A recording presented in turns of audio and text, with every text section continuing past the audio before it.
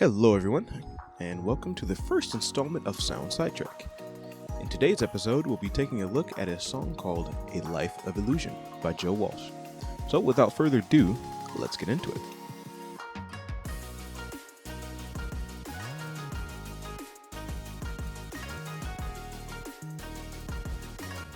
Joseph Fiddler Walsh was born on November 20th, 1947.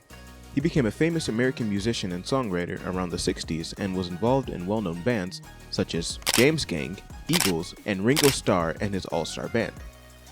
The song we're looking at today appears as the fifth song on the album There Goes the Neighborhood. With an album name like that, it leads to some speculation by the way it's stated. It's almost as if it's a result of a foreseen disaster.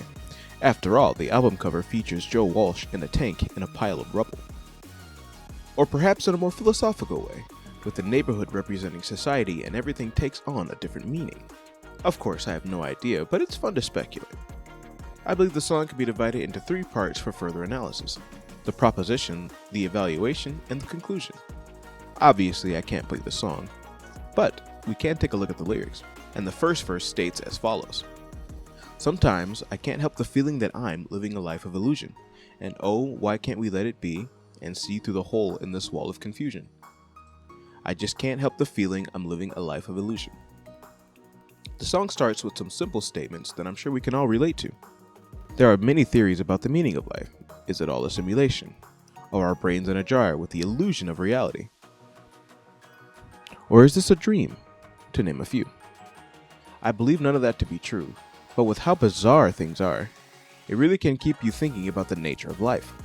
I believe Joe is hinting at these questions and simply asking why one can't see life for what it truly is.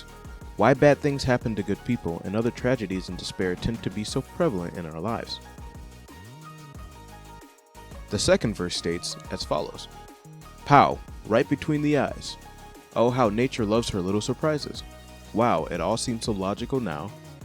It's just one of her better disguises, and it comes with no warning. Nature loves her little surprises. Continual crisis. The second verse really sets up the conclusion by revealing some interesting revelations. Could he be referring to the concept of Mother Nature?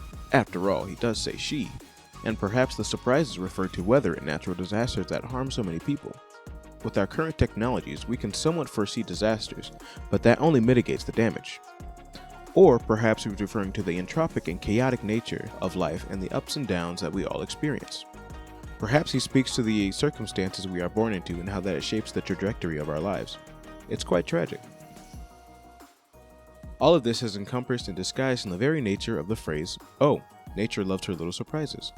And that's just another way of saying, that's just life. Things seemingly come from nowhere, and the cycle repeats with no rhyme or reason. And this leads to the final verse, which states as follows. Hey, don't you know it's a waste of your day, caught up in endless solutions that have no meaning, just another hunch, based upon jumping conclusions. Caught up in endless solutions, backed up against a wall of confusion, living a life of illusion. This is such an amazing way to end a song. The song concludes by stating the dynamics of life cannot be fully explained. Every event is uniquely independent of one another, and therefore, one can only speculate about the reasons of those events and the prospects of future ones. The cycle continues, and obviously, so do the theories. The continuous search for reason can really lead one down a dark road and ultimately, a life of illusion.